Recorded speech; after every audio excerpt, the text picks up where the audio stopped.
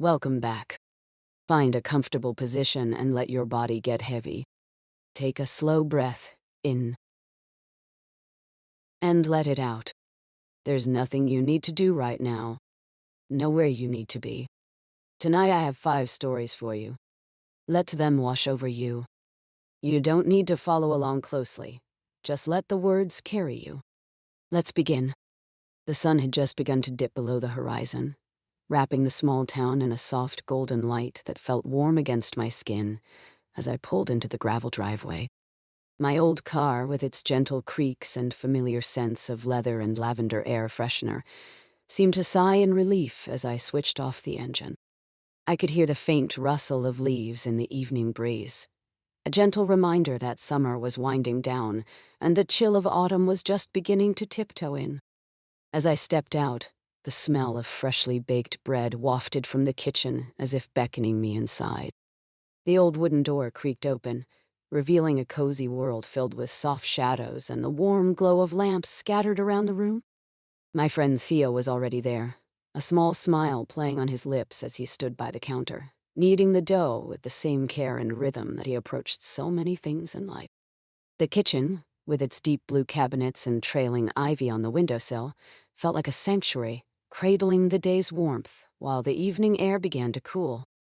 "Just a little longer," Theo said, glancing at me with that familiar twinkle in his eye. "I promise it'll be worth the wait." His laughter, rich and genuine, filled the space between us like the aroma of herbs and spices simmering on the stove. I leaned against the counter, letting the moment wrap around me like a soft blanket. We both knew that there was a certain comfort in the mundane routines of life. As the bread baked, we chatted easily, our conversation dancing from one topic to another like a breeze ruffling the curtains. We reminisced about old trips we took together, the laughter we shared over spilled drinks and missed trains. We spoke of the little things, how the neighbor's cat had taken to lounging on the fence, surveying the world like it owned the place, or how the garden was blooming with late summer flowers that nodded their heads gently in the wind. Outside, each anecdote painted a rich tapestry of connection that felt warm and inviting. But as the night deepened, I could sense a shift in the air, a hint of something unsaid that hung between us, like the sweet scent of freshly baked bread turning bittersweet in the cool evening. I remembered that Theo was preparing to leave to follow a job opportunity halfway across the country. It wasn't just a job, it was a new chapter, a chance for him to explore new horizons, to chase dreams that had long been lingering just out of reach.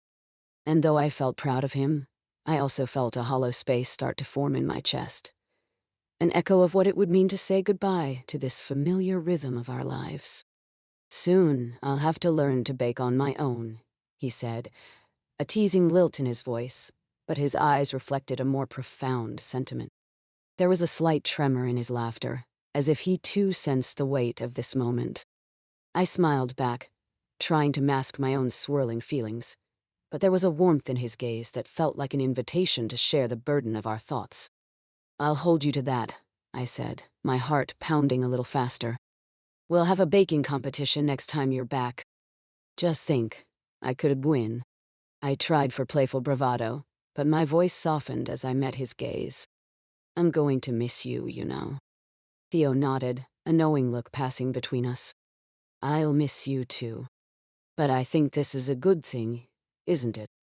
Like the bread, sometimes you have to let it rise before it can be enjoyed." His hands worked the dough, folding and rolling with a tenderness that mirrored his words. And in that quiet kitchen, surrounded by the sense of home, I felt the weight of the moment settle in. It wasn't just about the bread rising, it was about us too, about the rising and falling of our lives, the goodbyes that felt heavy but ultimately couldn't hold back the currents of change. The oven timer chimed, breaking the moment like a soft laugh, and Theo moved to check the bread, his movements calm and deliberate. The sun had now fully set, leaving behind a gentle twilight that danced through the kitchen window. I leaned back against the counter, letting myself drift into thought, watching as the golden crust began to form. The space felt cherished, a sanctuary where every sigh, every smile was a memory etched into the late summer air. The warmth of the oven, the aromatic bread, and the soft glow of the lamps surrounded me like a protective cocoon. I felt safe here, as if the world outside could fade away, and the worries of tomorrow could wait just a little longer. "Do you remember the winter we tried to make that gingerbread house?" I asked with a small chuckle, as the memory of icing-covered chaos flashed through my mind. "The one that collapsed under the weight of our culinary ambition?" Theo laughed, the sound lifting the corners of the room. "I think we ended up with more frosting on ourselves than on the house." "That's right. We were a sticky mess, but I've never laughed so hard in my life." We both sighed contentedly, letting the warmth of reminiscence fill the spaces between us. The bread was finally ready, golden and warm, and as he pulled it from the oven, it filled the air with a comforting embrace, a sign that something good had come from our time together. Theo sliced into the crust, revealing the soft warm inside, and offered me a piece. The first bite was heavenly, freshly baked, still steaming, the kind of bread that could make an ordinary moment feel extraordinary. "I can't believe I'm moving," he murmured, watching the steam billow up into the air. "But I know I'll find my way back. It's home after all." "None." I nodded slowly, letting the truth of his words settle within me. Home is not just a place. It's a feeling, an embrace of familiarity that lingers even in absence. And while it felt bittersweet, I recognized that sometimes letting go was simply another form of love, a way to cherish the moments we had shared without clinging too tightly. We finished our meal in silence, the soft crunch of the bread the only sound, as if the kitchen itself was holding its breath, allowing us the space to reflect. The evening stretched on, wrapping around us like a gentle blanket, and in that quietude, I felt my heart begin to settle. I thought of how we would always carry these moments with us, how our laughter would echo across the miles, and how sharing a meal had the power to build bridges, even when physical distance tried to create chasms. The world might change, but the bonds we formed would remain a tether, a reminder of the warmth that had been shared. As the clock ticked softly in the background, I caught myself drifting into the rhythm of the moment, the conversation growing slow and hazy. The weight of the evening seemed to settle like a soft lullaby, inviting me to yield to the ease of the hour. Silence wrapped around us, and in that cocoon, I felt the gentle stirrings of peace. "Promise me one thing," Theo said softly, breaking the silence, his voice low and earnest. "No matter where I go, let's keep our traditions alive. Movie nights, baking, and those ridiculous competitions." "Nay, no. None." "Absolutely," I replied, a smile threading through my voice. It felt good to reassure him, to affirm our connection, to acknowledge that while things might change, the spirit of our friendship would remain unchanged. We lingered a while longer, allowing the moment to settle like the last rays of sunlight disappearing over the horizon. Eventually, the kitchen grew quieter, the night deepening outside our window, the stars peeking through the clouds like tiny lanterns lit just for us. We both knew that goodbyes were never quite the end, but rather a gentle pause, a chance to breathe, to exhale the past and inch forward into the future. As the evening drifted on, I felt my eyelids growing heavier, the calmness of the space wrapping around me like the softest blanket. The last remnants of light faded into the background, while the warmth of the kitchen and the aroma of freshly baked bread lingered in the air, creating a cocoon of familiarity and love. I let the thoughts of the day wash over me, the laughter and warmth blending into a gentle hum as I leaned back against the counter. I found peace in the knowledge that, even as we moved forward, we were not leaving behind what we had built together, but rather taking it with us, a piece of home tucked safely in our hearts. And in that tranquil moment, as the quiet of the night blanketed the world outside, I surrendered to the stillness, letting it carry me gently towards sleep, surrounded by the love and laughter we had shared, and the promise of tomorrow. Close your eyes and settle in for this one. The kitchen was warm and inviting, illuminated by a soft amber glow that spilled from an old lamp perched on the counter. Outside, the gentle sound of raindrops danced against the window panes, creating a rhythmic patter that seemed to sync perfectly with the bubbling of the soup simmering on the stove. The rich aroma of thyme and garlic wafted through the air, wrapping around me like a soft blanket, reminding me of countless evenings spent in this cozy space. I could almost hear the familiar clatter of dishes and the comforting hum of an old radio somewhere in the background, playing a soothing tune that felt like it belonged to a different time. As I stirred the soup, the wooden spoon gliding smoothly against the bottom of the pot, I thought about my day at work. It had been a typical Wednesday at the little bookstore where I had spent the last 5 years of my life. The small-town feel of our community was warm and relaxed, much like the food I was preparing. My coworkers were a peculiar bunch, each with their quirks and stories. But we formed our little family, bonded by a shared passion for stories and the joy they brought to people. There was Frances, whose laugh could brighten the dullest of days. She had a way of finding the absurdity in every situation, always quick with a quip that kept the atmosphere light. Then there was Harold, the gentle giant of the office, who could often be found curled up in a bean-bag chair reading the latest fantasy novel, his large hands cradling the pages as if they were the most delicate thing in the world. And of course, there was me, standing in the middle of it all, trying to keep our delicate balance intact, like a juggler in a circus act. Earlier that day, an unexpected tension had hung in the air, so tangible you could almost touch it. Frances had accidentally spilled coffee all over a stack of new arrivals, much to the chagrin of Harold, who had been looking forward to reading one of those very books. I remember the way he furrowed his brow, the slight crease forming between his eyes as he knelt to help clean up the mess. Frances was apologizing profusely, her cheeks flushed, mixing laughter with regret as she struggled to mop up the dark liquid that seeped into the pages.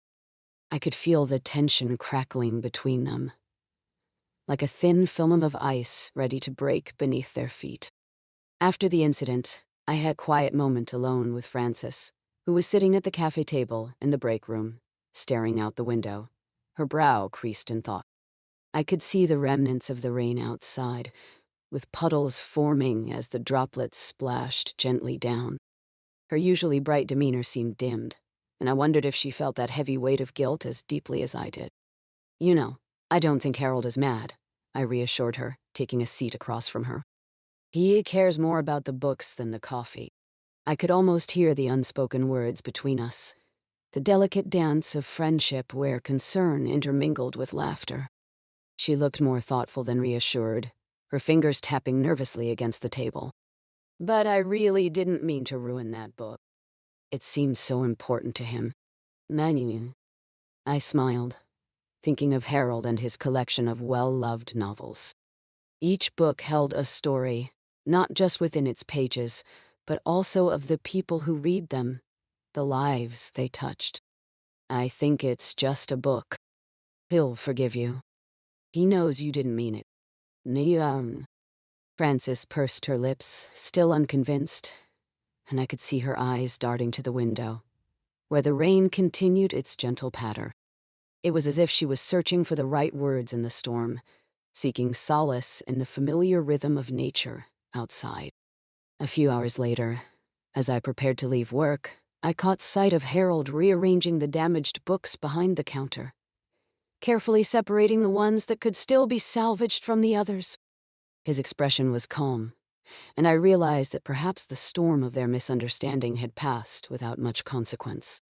I felt a sense of relief wash over me, like the rain finally easing into a light mist.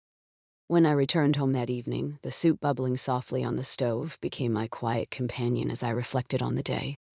I ladled the warm broth into a deep bowl, adding some fresh herbs that I had plucked from the little window garden earlier that morning. I settled into my favorite armchair, the cushions embracing me as I sipped the fragrant soup, feeling the warmth spread through me. With each spoonful, I thought of Harold and Frances, of the gentle camaraderie they shared beneath the surface of their mishap.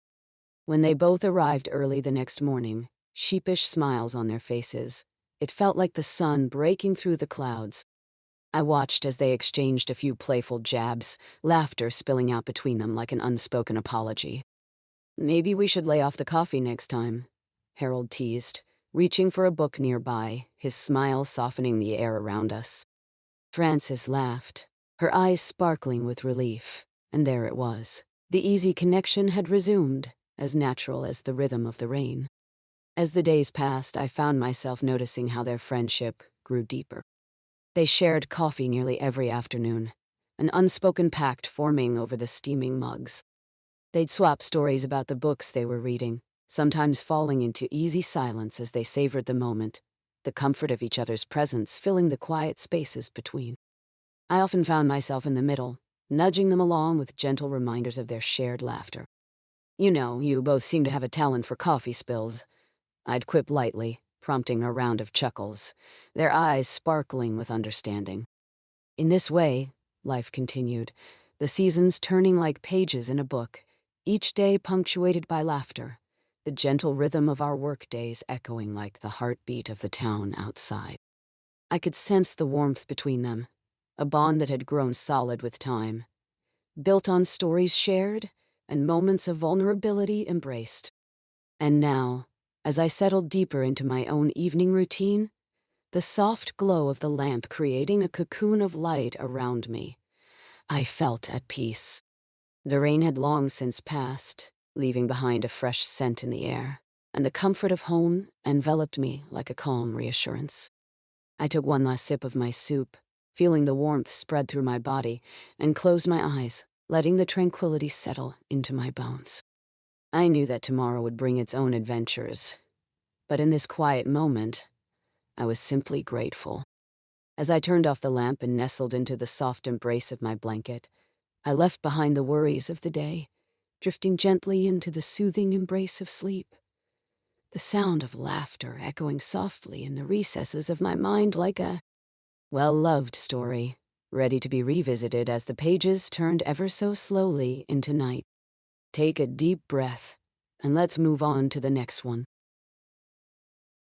It was an early autumn afternoon, and I found myself wandering through a small, sleepy town, my breath misting in the cool air as I strolled along the cobblestone streets. The golden leaves fell gently from the trees overhead, crunching softly underfoot as I walked, their fragrance mingling with the warm scent of baked goods wafting from a nearby bakery. The shop's window displayed an array of pastries, glistening with a sugary sheen that seemed to beckon me closer, but I held back, content simply to breathe in the sweet, comforting aroma. The light was soft, filtering through the branches in dappled patterns across the sidewalk, and I could hear laughter from a distance, a joyful sound drifting on the breeze. Children playing in a nearby park. Their giggles created a lovely backdrop that filled the quiet town with life. As I continued my leisurely pace, I passed quaint little shops, their facades adorned with planters bursting with flowers, the colors richer against the muted backdrop of the season. I took a moment to pause outside a tiny antique shop, the kind that looked as if it had lived through countless stories. The doorbell jingled lightly when I pushed it open, and I was greeted by the musty, nostalgic scent of old books and polished wood, each item on the shelves holding echoes of a time long past. I ran my fingers gently over a vintage teapot, its surface smooth beneath my touch, and I thought how it would make a charming addition to my collection. The soft chime of a clock somewhere ticked steadily, creating a rhythm that matched the tranquil pace of the afternoon. Just then, I noticed an elderly gentleman sitting on a bench outside the shop, his wispy white hair catching the sunlight. He wore a well-worn cardigan and a pair of spectacles perched on the end of his nose, peering at a newspaper with an air of quiet contemplation. Something about him struck me as both familiar and endearing, as if I had somehow known him all along. I smiled softly at him as I passed, and he returned the gesture with a warm, inviting grin that seemed to brighten the corners of his face. As I continued down the street, I spotted the small park where the children's laughter echoed. The sun dipped lower in the sky, painting everything in soft hues of amber and crimson. I decided to take a seat on a weathered wooden bench, the surface cool beneath me. I watched as children chased each other, their parents engaged in light conversation nearby. It was a scene filled with warmth and simplicity, the kind of moment that felt like a gentle embrace. After a while, I felt the familiar tug of my stomach reminding me it was time for a bite to eat. I rose slowly, observing the children still happily occupying the playground, their laughter still bubbling up like the last notes of a cheerful song. I glanced at my watch and was surprised to see how much time had passed. That's when I decided to head toward a little cafe I had seen earlier, a place with a charming patio draped in fairy lights. As I approached the cafe, I noticed the elderly gentleman sitting at a table outside, a steaming cup of tea cradled in his hands. He spotted me, and his eyes lit up as if he recognized an old friend. With a gentle wave, he gestured for me to join him. Honestly, I hesitated for a moment, surprised that this stranger would extend such kindness. But there was something inviting in his smile, something that made me feel at ease. "Would you care to join me?" he asked, his voice warm and rich like the drink in his cup. "It's a perfect day for tea." I nodded, not quite knowing why I felt drawn to him, and took a seat across from him. "It does seem like a lovely day for it," I replied, smiling back and feeling a flutter of contentment welling up inside me. As we shared a pot of chamomile tea, the conversation flowed effortlessly. He told stories of his youth, tales filled with laughter, and a hint of mischief that danced in his eyes. I could almost see the scenes unfold before me: autumn festivals, fairs with cotton candy, and the thrill of youthful adventures in the very town we sat in. I listened, enchanted, absorbing the warmth of his reminiscences, and in return I shared my own small stories, the kind that weave the fabric of everyday life. My meddling cat, the neighbor's odd but charming antics, and the quiet comfort found in a well-loved book. Time seemed to linger as we spoke, the air thick with the aroma of tea and the gentle rustle of leaves above us, an orchestra of nature accompanying our conversation. A few moments of silence passed as we both took sips from our cups, relishing the warm, soothing liquid. I closed my eyes for a moment, just breathing in the serenity of the day, the laughter of children in the background, mingling with the soft clinks of cutlery on plates nearby. And then, quite unexpectedly, he reached into his pocket and pulled out a small, intricately crafted wooden figure of a bird, its edges smooth and polished. "I carved this a little while ago," he said, placing it gently on the table between us. "For you. A little reminder of kindness." I was taken aback, my heart swelling with gratitude and surprise. "For me?" I asked, looking at the beautiful piece with wide eyes, suddenly aware of the warmth spreading through my chest. It was so genuine, so unexpected, that I couldn't help but think of how kindness often finds its way into our lives, especially on those ordinary days. "Yes," he replied softly, nodding with sincerity. "Kindness is what makes the world feel a little lighter. It's what keeps our spirits up, like bubbles floating in the air." No. Touched by his words, I reached out and picked up the figure, turning it over in my hands. The delicate craftsmanship was astounding, and I could almost feel the care that went into creating it. "It's beautiful," I said, my voice wrapping around the gratitude I felt. "Thank you." We spent the next while sipping our tea, the sunlight filtering through the trees, casting playful shadows on the table. The children were still laughing nearby, their voices mixing with the rustling leaves. And all the while, I held the little bird close, feeling a connection to this wonderful stranger who had shared a piece of his heart with me. As the afternoon slipped into the early evening, I felt the warmth of the sun beginning to fade, a soft blanket of twilight wrapping around the world. The cafe began to quiet down, and small lights flickered on, casting a gentle glow that mirrored the soft warmth settling in my own heart. I knew it was time to part ways, but as I stood up, I felt a sense of peace wash over me. He stood too, and as we exchanged goodbyes, I promised to carry his gesture of kindness with me. I walked away slowly, feeling as if every step was wrapped in the comfort of that afternoon, the laughter of children still ringing in my ears, and the little wooden bird now nestled safely in my pocket. A small piece of unexpected kindness to guide me home. With each step, I felt lighter, more at ease, recalling the stories we shared and the laughter that drifted in the air. I could already envision a cozy corner in my home where the wooden bird would sit, a reminder of that day, that unexpected connection, and the warmth that blooms in the simplest of moments. Finally, I reached my door, the quiet of home wrapping around me like a familiar embrace. The soft light within welcomed me as I slipped off my shoes and settled into my favorite chair. I held the little bird as I closed my eyes, letting the day's warmth linger like a gentle hug, a promise of kindness echoing softly in the depths of my heart. And as I drifted off into peaceful dreams, I felt grateful for the serendipity that brought strangers together, reminding me that the world, with all its quirks and wonders, often finds a way to connect us in the most beautiful, unexpected ways. Take a deep breath, and let's move on to the next one.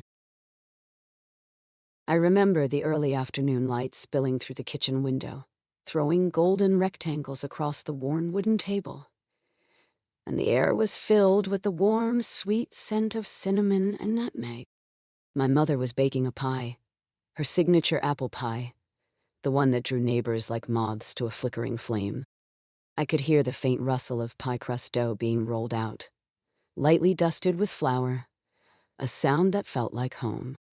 The rhythmic thump of a wooden spoon against the mixing bowl created a comforting backdrop, a gentle reminder that I was nestled in a sanctuary of simple, old-fashioned joy. In that perfect moment, I could see the sunlight reflecting off the glass jars lining the windowsill, filled with dried herbs that she had collected from our little garden out back. Their earthy, sun-dried scent filled the room, mingling with the sweet aroma coming from the oven.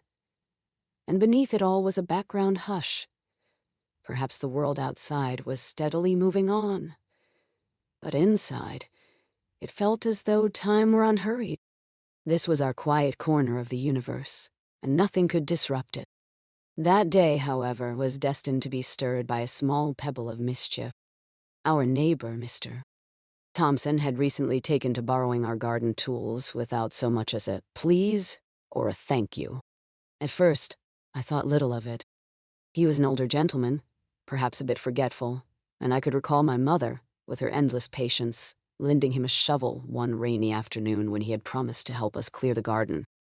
But after the third or fourth time, resentment began to simmer. There was a subtle imbalance in our neighborly relationship, as if he was just taking a bit more than he had given. It was all rather innocuous, of course. Just a few shovels and rakes taken without permission. But each time I caught sight of Mr. Thompson's tools scattered haphazardly in our shed, a small wave of annoyance undulated within me. I was amused by my own irritation, knowing it was trivial, yet it clung to me like a wool sweater on a warm day. I chuckled quietly to myself, thinking how ridiculous it was to feel wronged by garden equipment. Yet, the notion of a satisfying little revenge began to tickle the edges of my mind like wisps of steam curling up from the pie. So, as my mother mixed the pie filling, her back turned to me, I concocted a plan.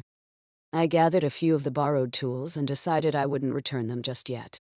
Instead, I would paint them a vibrant shade of bright blue. After all, who could keep track of a blue shovel? It was a light-hearted scheme, the kind that felt like a playful jab rather than a true offense. I could imagine Mr. Thompson perplexed, scratching his head as he discovered his missing green and rusty tools, now transformed into blue, glimmering pieces of art. That Saturday, I set to work while the kitchen buzzed with the comforting sounds of my mother's pie preparation. The sun dipped lower and painted the sky with soft hues of orange and pink, and the breeze drifted in through the window, carrying with it the faint sound of children playing outside. I stationed myself in the backyard, kneeling on the grass, the cool blades brushing my fingertips, and I painted away, each stroke filling me with warm giggles of anticipation. I spent the afternoon concentrating on each tool, ensuring they were covered in bright paint, my heart dancing with the joy of a playful secret. The world seemed to dissolve around me. There was only the smoothness of the paint and the laughter echoing from the street. Soon the tools were gleaming in their new attire, and I could hardly contain my amusement, picturing Mr. Thompson's confusion. Come, Monday morning. The thought made me smile so wide that my cheeks felt warm, almost as if I were the one who had just baked a pie. By the time my mother called me in for dinner, the sun had nodded its sleepy goodbye to the day, leaving behind a twilight that felt like a soft embrace. As we sat down for our meal, the air was filled with the aroma of the baking pie, filling the house with warmth and sweetness. I remember my mother's laughter, a gentle melody that seemed to dance with the simmering spices in the oven, her eyes twinkling with a secret of her own, as if she could sense the mischief nestled within me.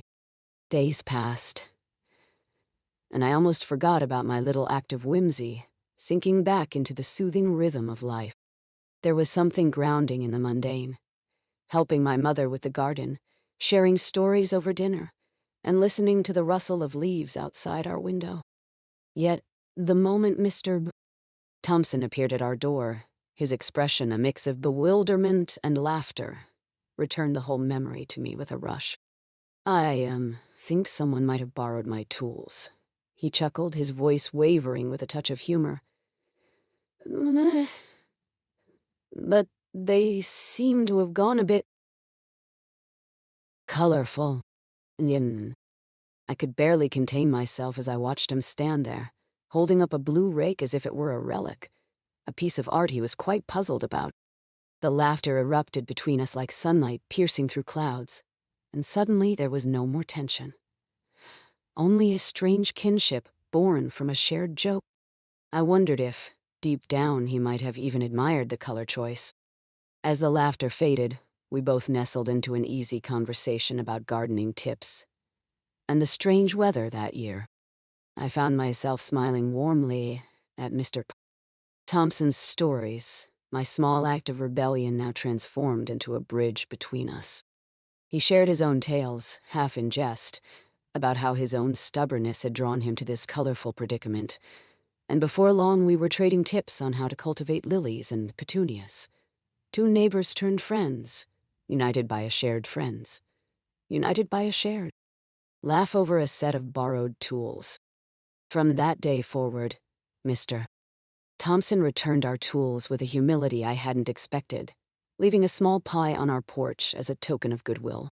Our playful repartee continued, charmingly so, and the incident became a fond memory in our neighborhood lore, one that often sparked smiles and laughter whenever we crossed paths. The sun has long since set now, the gentle hush of the evening wrapping around me. I find myself back in that quiet kitchen, reliving the sweetness of connection, the warmth of laughter carving its way through the fabric of ordinary life. I lift the pie from the oven, and I can feel the heat radiating warmth in my palms, just as the laughter had brightened our shared moments. As the darkness deepens outside, I find my heart full with gratitude. The world feels safe and manageable, wrapped in the reminder that sometimes petty grievances can turn into the most delightful of friendships. I breathe in, the rich scent of cinnamon filling my senses, and I settle into the soft retreat of my thoughts, lulled by the comfort of memories, warm, peaceful, and sweet, like the last slice of pie waiting on the counter. I can hear the gentle creaking of the house settling around me, the soft hush of the evening, a gentle lullaby guiding me into warmth and rest. I draw the blankets closer, the weight of them soothing me, and I let my eyelids grow heavy, surrendering to the stillness of the night, grateful for the connection forged with a brush of whimsy. With a soft smile lingering on my lips, I drift into the quiet of sleep. And now, our next story. The evening light slipped gently through the lace curtains of my kitchen, casting intricate patterns on the worn wooden table. The air was warm, heavy with the sweetness of freshly baked bread cooling on the counter, and I could still faintly smell the hint of cinnamon that had lingered from the apple pie I had made earlier. It was a Tuesday, one of those late spring evenings when the sun lingered just a little longer, before finally tucking itself away, nudging the sky toward a soft purple hue. I could hear the distant sounds of a lawnmower in someone's yard, the comforting hum blending with the soft chirping of birds preparing to settle down for the night. I leaned back in my chair, feeling its familiar creak beneath me, and a contented sigh escaped my lips as I wrapped my fingers around a warm mug of chamomile tea. The steam curled up towards my face, carrying with it the soothing scent of flowers, and for a moment I closed my eyes, letting the warmth seep into my bones. This was my sanctuary, the heart of my small home, filled with memories that danced like the dust motes in the fading light. Just then, a knock on the door pulled me back to the present. I set down my mug and walked to the door, opening it to find Mrs. Larkin, my neighbor from across the street. She stood there, a basket cradled in her arm, her silver hair gleaming like spun moonlight. "I thought you might like some of my famous chocolate chip cookies," she said, her warm smile lighting up her face. "Mrs. Larkin, you are too kind," I replied, a smile spreading across my own face as I gestured for her to come inside. We settled into my cozy kitchen as she placed the basket on the table, revealing an array of perfectly baked cookies, still slightly warm. The rich aroma enveloped us, and I could hardly resist snagging one, the chocolate melting slightly as I bit into the gooey center. "These are amazing," I said, my voice filled with genuine delight. We spent the next few moments chatting about the weather and the neighborhood's upcoming spring festival. It was a tradition in our small town, a gathering that brought everyone together to celebrate the blooming flowers and warmer days. I could feel the excitement bubbling between us, a gentle reminder of the joy that came from such simple pleasures, and the way our lives intertwined in this little corner of the world. As Mrs. Larkin reminisced about past festivals, I noticed her eyes glistening with the warmth of memories. "Do you remember the year they had that silly pie-eating contest?" She chuckled, shaking her head at the thought. "I don't think I've ever seen so many faces covered in blueberry filling." Her laughter was like music, and I joined in, allowing the warmth of it to coat the room. We shared more stories, each one weaving a further connection between us, building layers of friendship that felt both new and familiar. As we reminisced about the little quirks of our neighbors, I felt a sense of comfort wash over me. But soon, it became clear that Mrs. Larkin was carrying a worry, a gentle shadow that never quite left her smile. She hesitated before speaking, taking a sip of her tea as if preparing for something more serious. "You know, dear, with the festival approaching, I was wondering if the community might need a little help this year," she said softly, her brow slightly furrowed. "It seems like fewer folks have been joining in, and I just think we could use some more hands." I nodded, feeling that familiar tug of responsibility and care that all neighbors shared for one another, wanting to ensure that our community remained vibrant and alive. "I think you're right," I said thoughtfully. "Perhaps we could organize a cookie booth. Everyone loves your cookies, and I could help gather some other treats from around the neighborhood." Mine. We fell into conversation about the booth, our excitement washing over any worries we held. I remembered the bakery down the street, the one with the fragrant pastries that I visited too often.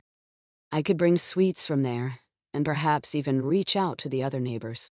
What if we turned it into a little potluck? Everyone could bring their favorites, I suggested, feeling a spark of enthusiasm grow between us. The notion took root, and for a moment as we shared ideas, the kitchen filled with possibilities. I could envision the tables spread out in the park, laughter echoing around us, children darting between colorful balloons, the smell of baked goods wafting through the air while music played softly in the background. It felt tangible, almost like the festival was already unfolding, a bright tapestry woven from the threads of our shared lives. As the sunlight dimmed and dusk painted the sky in deeper shades, I felt gratitude swell within me. The way Mrs. Larkin's eyes twinkled, the warmth of her presence, and our shared dreams for the community filled that simple kitchen with a warmth I hadn't realized I craved. Eventually, the conversation lulled, and we found ourselves enveloped in a comfortable silence, sipping our tea and nibbling on cookies. I watched the shadows lengthen outside, each one softly creeping across the yard like gentle guardians of the night. The world outside began to hush, as if it too was wrapping itself in the cozy embrace of evening. "Well, I suppose I should let you get on with your night," Mrs.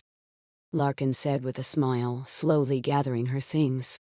The soft clutter of her basket against the table broke the stillness, a reminder that all good things must come to a close eventually. "But I'll be back tomorrow to start planning if you're free." "Absolutely," I replied, my heart swelling with the thought of the tasks ahead. As she stepped out into the night, I felt a warmth linger in the space she'd left behind, a gentle reminder of the connections we forge in this life. I closed the door and took a moment, leaning against it, feeling the pulse of life in my little home.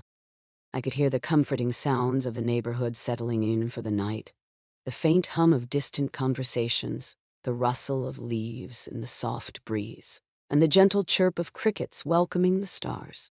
I returned to my kitchen, bringing the warmth of our gathering with me, sipping the last of my tea while gazing out the window. The sky shimmered with countless stars, each one a tiny beacon of hope and promise. And as I pulled my blanket up around my shoulders, I felt the sweet anticipation of tomorrow, the gentle unfolding of connection and community taking root deep within me. In that moment, everything felt right. The world would keep spinning and we'd all come together, neighbors gathering in kindness and laughter, baking sweet treats, sharing smiles, and weaving our stories into the fabric of our small town. And as I settled into bed, the soft blanket cocooning me in its warmth, I drifted off to sleep with a heart full of hope, ready to embrace whatever the next day might bring. And that's the last story for tonight. You've traveled a long way to get here, through 5 quiet worlds, 5 small lives, 5 gentle resolutions. Your breathing is slower now. Your body is heavy and warm. There's nothing left to think about. Just the quiet. Just the dark. Just rest. Good night.